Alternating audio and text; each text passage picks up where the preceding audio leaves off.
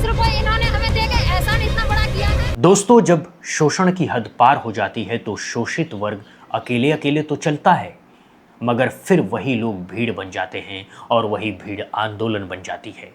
आज सड़कों पर जो आवाज गूंज रही है वो लाखों मेहनतकश लोगों की है और अब यही आवाज उम्मीद बन चुकी है। उस आवाज का नाम है चंद्रशेखर आजाद, जो सत्ता से सीधे सवाल पूछ रहे हैं, हक की खुली मांग रखते हैं और अन्याय के खिलाफ सीधी टक्कर लेने की बात करते हैं। तो क्या है पूरा मामला, आइए सारी जानकारी आपसे साझा करते हैं। दलितों, वंचितों और मेहनतकश वर्ग की आवाज माने जाने वाले नगीना सांसद चंद्रशेखर आजाद ने आखिरकार नोएडा के हालिया श्रमिक आंदोलन पर अपनी चुप्पी तोड़ी है और इस बार उनका रुख बेहद सख्त और साफ नजर आ रहा है। शोषितों का योद्धा कहे जाने वाले चंद्रशेखर आजाद ने इस पूरे घटना को सिर्फ एक औद्योगिक विवाद नहीं बल्कि वर्षों से जमा होते आ रहे गुस्से का विस्फोट बताया है।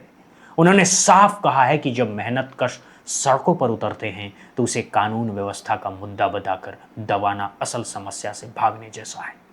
अपने बयान में उन्होंने श्रमिकों की मांग को मजबूती से रखा है। न्यूनतम 15,000 रुपये महीना वेतन, ओवर टाइम का दुगना भुगतान, समय पर सैलरी और बोनस, सामाजिक सुरक्षा, सुरक्षित कार्यस्थल, सेफ वर्किंग एनवायरनमेंट। कार में चाहे श्रमिक या व्यापारी, आप मेरठ जाके देखिए, हर कोई व्यक्ति परेशान है और श्रमिक जो अपना घर चलाने के लिए मेहनत कर रहा है वो मजबूरी में सड़कों पे आता है। जरूर उसको उसके पास इतना समय नहीं कि वो बेमतलब के सड़कों पे आ जाए। मुख्यमंत्री जी ने 24 घंटे का समय दिया, उस समय अवधि में पूरा नहीं हुआ। किस तरह की प्रतिक्रिया रही, पुलिस ने किस तरह कार्रवाई की, उनके घरों के क्या हालात हैं, वो क्या महसूस कर रहे हैं, इन सब चीज़ों को ध्यान में रखकर मैं कहूँगा कि मुख्यमंत्री जी को उनकी मांग मानी और उनके दुख तकलीफों को दी। अब जिस तरह से चंद्रशेखर मजदूरों के मुद्दों पर मुखर हुए हैं, राजनीति हलकों में चर्चा तेज हो गई है। क्या चंद्रशेखर अब नोएडा के मजदूरों से मिलने आएंगे? क्या वे उनकी आवाज को अपना समर्थन देंगे या फिर ये महज एक ट्वीट पॉलिटिक्स का हिस्सा बनकर रह जाएगा? ये तो आने वाला वक्त ही बताएगा दोस्तों, लेकिन आप क्या सोचते हैं, क्या वो वाकई आएंगे?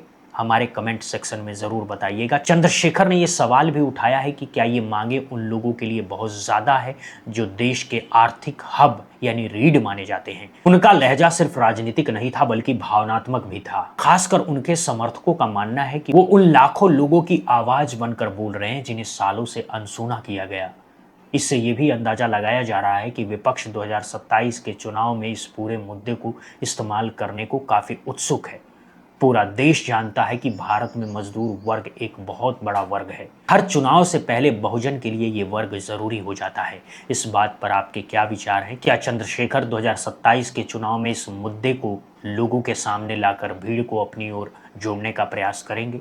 आप जो भी सोचते हैं हमें कमेंट सेक्शन में ज़रूर बताइएगा, क्योंकि आपकी बात ही हमारी आवाज़ बन सकती है। वापस खबर पर आते हैं। चंद्रशेखर ने अपने ट्वीट में ये भी साफ किया है कि हिंसा समाधान नहीं है, लेकिन जब व्यवस्था लगातार बदहाल बनी रहती है तो आंदोलन का फूटना तय होता है। उनके इस बयान ने साफ कर दिया है कि ये मुद्दा अब सिर्फ मजदूरी का नहीं बल्कि सम्मान और संवैधानिक अधिकारों की लड़ाई बन चुका है। अब आपको बताते हैं कि नोएडा, फरीदाबाद, पलवल और भिवाड़ी जैसे औद्योगिक इलाकों में काम करने वाले श्रमिकों की हकीकत लंबे समय से बेहद ख़राब और कठिन रही है। कम वेतन, असुरक्षित कामकाजी माहौल, ओवर टाइम का सही भुगतान न मिलना और समय पर सैलरी न मिलना, ये समस्याएं नई नहीं हैं। ये सालों से चली आ रही हैं। फैक्ट्रियों में काम करने वाले मजदूर अक्सर ठेकेदारी व्यवस्था के नीचे दबे रहते हैं, जहां उनके अधिकारों की कोई ठोस गारंटी नहीं होती। हैरानी की बात यह है कि जब तक ये मजदूर सड़कों पर नहीं उतरते तब तक उनकी आवाज़ न सरकार तक पहुंचती है, न ही मुख्य धारा के राजनीतिक दलों तक। जैसे ही ये मुद्दा मीडिया में सुर्खियों में आया वैसे ही राजनीतिक हलचल तेज हो गई। अब विपक्षी दलों के नेता लगातार बयान दे रहे हैं। अब देखिए क्या कुछ होता है। वहीं दूसरी तरफ अंबेडकर जयंती के दिन उपद्रव करने वालों पर कार्रवाई हो चुकी है। अंबेडकर जयंती यानी संविधान, समानता और सम्मान का दिन, लेकिन इस बार पूरी तस्वीर कुछ और ही नजर आई। उत्तर प्रदेश से लेकर मध्य प्रदेश तक कहीं गाड़ियों में आग लगी, कहीं पथराव हुआ तो कहीं स्टंटबाजी और हुड़दंग मचाया गया। सवाल उठता है कि आखिरकार शांतिपूर्ण शोभा यात्रा अचानक हिंसा में कैसे बदल गई। वहीं शुरुआत करते हैं उत्तर प्रदेश के लखीमपुर खीरी से, जहां सालों से एक सरकारी जमीन पर अंबेडकर की मूर्ति लगाने को लेकर विवाद चल रहा था। प्रशासन और स्थानीय लोगों के बीच समझौता हुआ कि जयंती के दिन सिर्फ तस्वीर रखकर माल्यार्पण किया जाएगा, लेकिन अचानक कुछ लोग मूर्ति लेकर पहुंच गए। धक्का मुक्की हुई और इसी दौरान मूर्ति गिरकर खंडित हो गई। बस यहीं से माहौल बिगड़ गया, भीड़ बेकाबू हो गई और पुलिस को लाठीचार्ज करना पड़ा। अब सवाल उठता है हापुड़ का, जहां जयंती के नाम पर कुछ लोगों ने हद पार कर दी। शोभा यात्रा शांतिपूर्वक चल रही थी, जय भीम के नारे लग रहे थे, लेकिन तभी कुछ तथाकथित फिटनेस फ्रीक होर्डिंग्स पर चढ़कर पुशअप करने लगे। ये सिर्फ एक स्टंट नहीं था, बल्कि माहौल भड़काने वाली हरकत थी। इसी के साथ ही मंच पर गानों पर डांस और नोट उड़ाने जैसी वीडियो भी सामने आई, जिसने पूरे आयोजन की गरिमा पर सवाल खड़े कर दिए हैं। काशगंज में मामला और भी गंभीर हो गया है, क्योंकि वहां शोभा यात्रा पर पथराव हुआ। आरोप है कि खास समुदाय के इलाके में पहुंचते ही विवाद शुरू हो गया। सड़क जाम हुई, ट्रैक्टर ट्रॉली खड़ी करके रास्ता रोक दिया गया और पुलिस पर भी हमला किया गया। हालात इतने बिगड़े कि कुछ लोगों को हिरासत में लेना पड़ा और जांच अभी भी जारी है। वहीं मध्य प्रदेश के सीधी में हालात कुछ और ही निकले। यहाँ एक छोटी सी बात पर रास्ते में खड़ी एक गाड़ी को लेकर इतना मामला बढ़ गया कि भीड़ ने गाड़ी में तोड़फोड़ की, पत्थरबाजी शुरू हो गई और कई लोग घायल हो गए। अब बात उस बयान की जो इस पूरे मामले में आग में घी डालने जैसा साबित हुआ। एक डीएसपी ने कहा, जाति विशेष के गाने बजेंगे तो नाप दूंगा। चाहे उस दिन चला लो, उसका दोबारा वो डीजे चलेगा नहीं, ये बात याद रखना। डीजे पे तुम हो तो तुम्हारी जिम्मेदारी है।